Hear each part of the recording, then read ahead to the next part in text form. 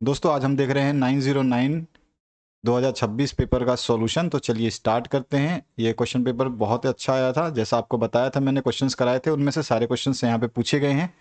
पहले क्वेश्चन की बात करें, socio psychological factor do not include.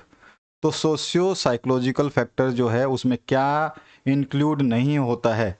तो एटीट्यूड कैसा है इंसान का है, और एप्टीट्यूड कैसा है, मोटिवेशन कैसा है, ये तीनों चीज़ें इंक्लूड होती है। जो इंक्लूड नहीं होती है वो होती है वेल्थ। वेल्थ मतलब होता है धन। ठीक है, तो यहाँ पे सी ऑप्शन जो है करेक्ट हो जाता है।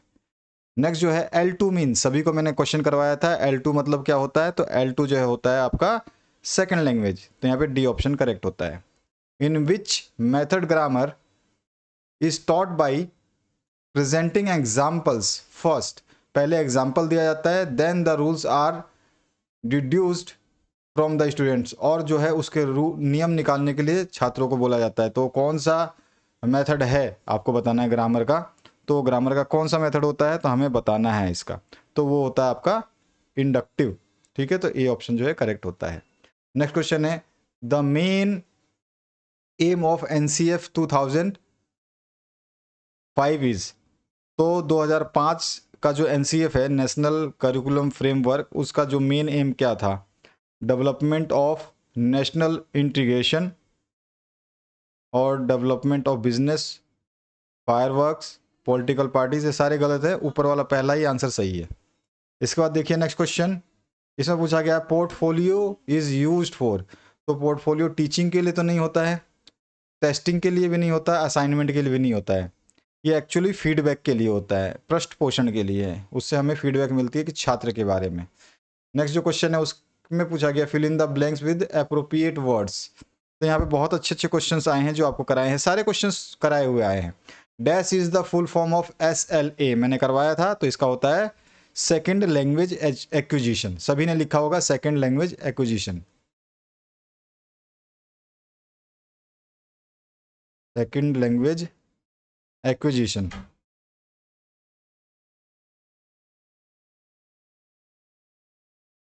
नेक्स्ट क्वेश्चन जो है इसमें पूछा गया है, dash is the full form of NCF। सभी को बताया है, अभी अभी मैंने बात की थी, क्या होता है? National curriculum framework, framework. Next जो क्वेश्चन है, chapter 3.1.2 of NCF 2005 is related to. मैंने चैप्टर सारे कराए थे आपको, और ये चैप्टर किससे रिलेटेड था तो आपको याद आ गया होगा, ये इंग्लिश लैंग्वेज से था, तो इंग्लिश लैंग्वेज। नेक्स्ट जो क्वेश्चन है इसमें पूछा गया आपसे, using dictionaries is one of the dash skill. तो जो आप डिक्शनरीज यूज करते हैं वो डैश स्किल है, किस कैसी स्किल है? तो डिक्शनरी जो है हम रेफरेंस के लिए यूज करते हैं, तो रेफरेंस स्किल हो जाएगा ये।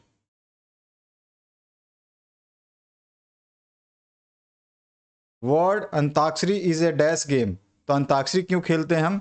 तो अंताक्षरी जो है ये लैंग्वेज के लिए है ना, लैंग्वेज गेम। नेक्स्ट जो क्वेश्चन है उसकी बात करते हैं, what do mean by multigrade class. Multigrade class क्या होती है?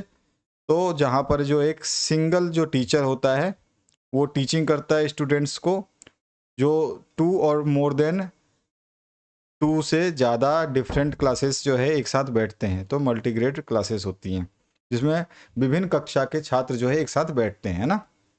तो हम लिख सकते हैं कि teaching the teacher teaches students across two और मोर डिफरेंट ग्रेड और लेवल्स इन वन क्लासरूम, ऐसे लिख सकते हैं। What do you mean by learner centred approach of teaching.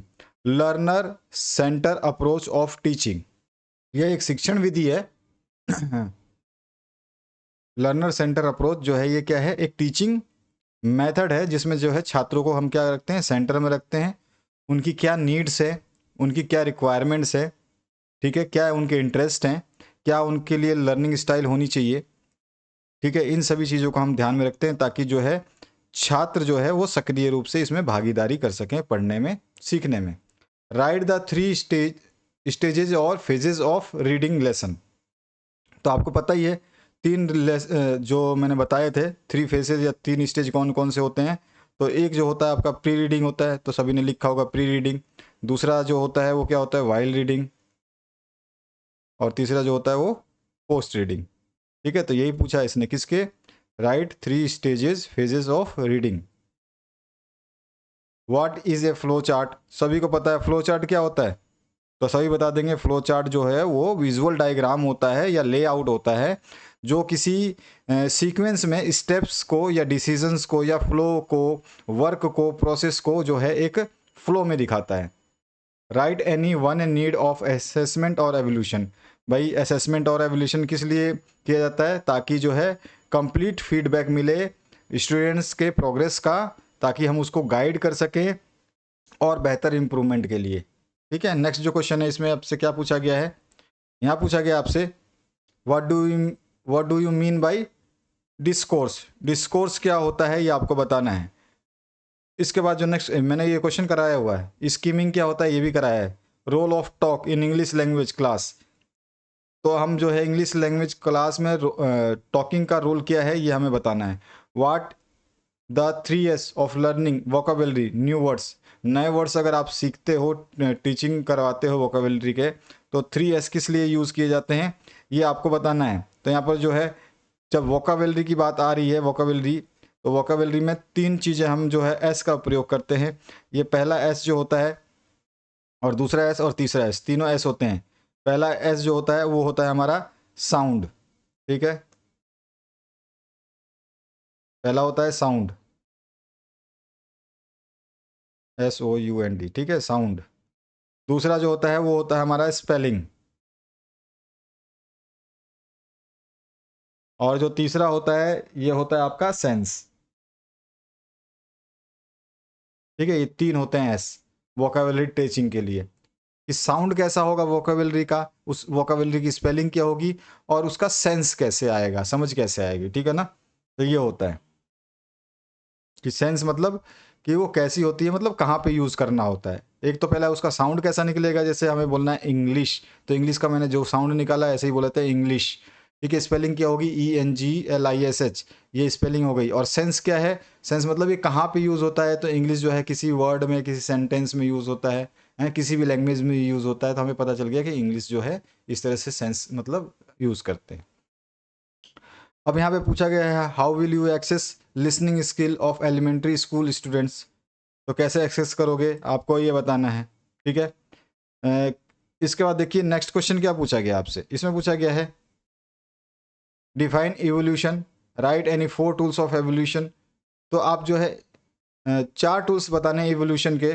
तो इवैल्यूएशन जो है आप कैसे करोगे, तो इसमें आप पोर्टफोलियोज यूज़ कर सकते हो। 4 टूल में पोर्टफोलियो आ सकता है आपका, ऑब्जर्वेशंस हो सकते हैं, चेकलिस्ट का, और रिटर्न टेस्ट वगैरह ले सकते हो। तो ये सब जो है इवोल्यूशन। किसी छात्र का मूल्यांकन कैसे करोगे आप, तो कोई भी 4 उपकरण जो है आपको बताने थे।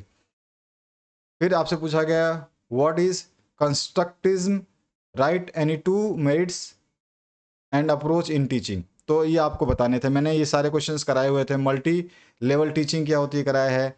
Any 3 characteristic of good lesson plan, जो भी गुड लेसन प्लान होता है उसके 3 कैरेक्टरिस्टिक्स क्या हो सकते हैं। तो हम बोल सकते हैं कि भाई ये क्लियर होता है। ठीक है, उसका ऑब्जेक्टिव जो है क्लियर होता है, फ्लेक्सिबल होता है, लॉजिकल होता है लेसन प्लान, उसकी खासियत है ये। इसके बाद जो है यहाँ पर ब्रीफ, एनी 3 कैरेक्टर, ये हो गया any 3 prerequisites of a good lesson plan. तो इसके 3 जो है प्रीक्विजिस्ट कौन कौन से लिख सकते हो, ये आप बता सकते हो। ठीक है, ऑप्शंस हैं आपके पास में जो भी आप बताना चाहें।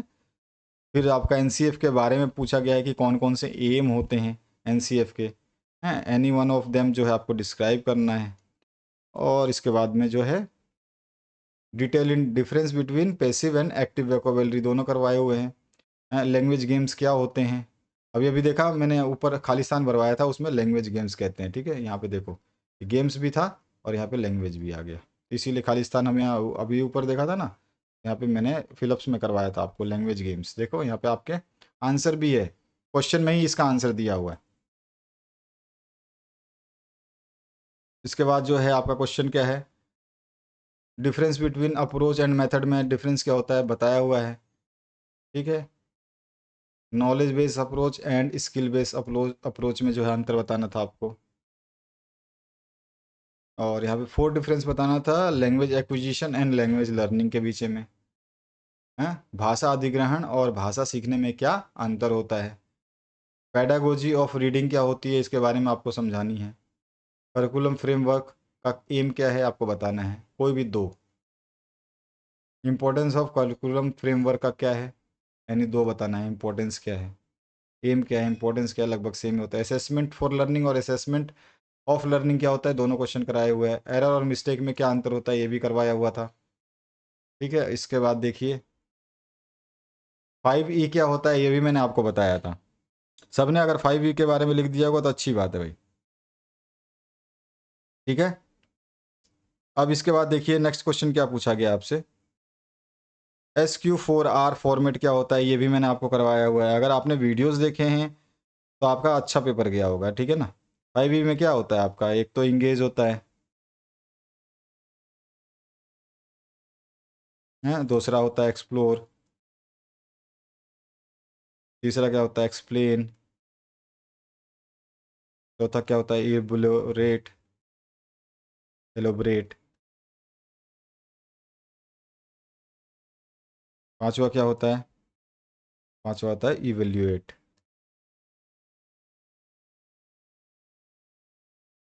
ठीक है ना। तो इस तरह से ये हो गया।